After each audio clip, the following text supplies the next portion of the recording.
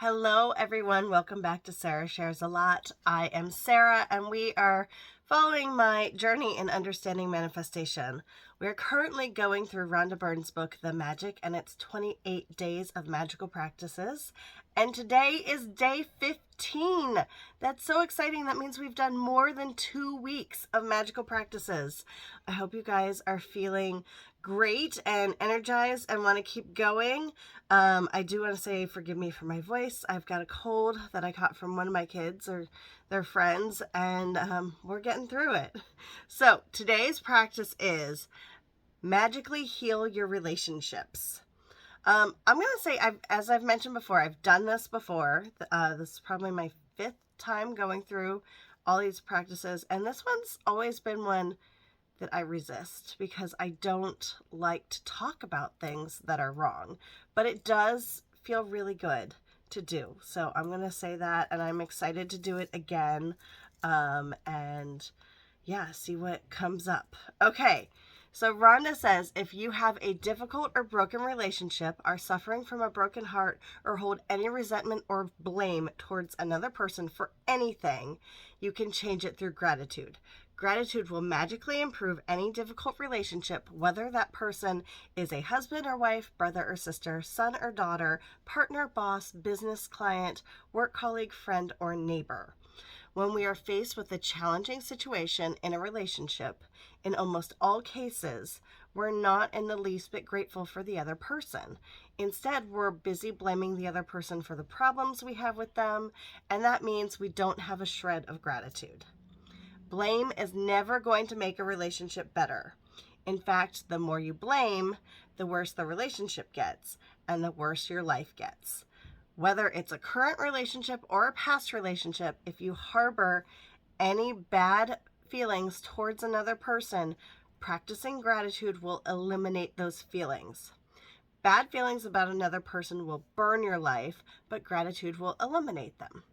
In today's magical practice, Rhonda says we are going to look for a hot coal that is burning our life and literally turn it into gold through gratitude. You need to choose one difficult, problematic, or broken relationship that you want to improve. It doesn't matter if the person is currently in your life or if it's a past relationship and the person is no longer in your life. You will need to sit down and make a written list of 10 things you are grateful for about that person. You can think about the whole history of your relationship, when times were good, things that you guys did together that you enjoyed. And if you're having a difficult time with that, you can even just think about the qualities of the person that you're grateful for that are good. Okay, so as you find what you want to say and you write it down, and you're going to address the person by name and express your sentence in gratitude like this. Dan, I am grateful for blank. So you're going to say their name, I'm grateful for, and then what you're grateful for. So here are some examples that Rhonda gives in the book.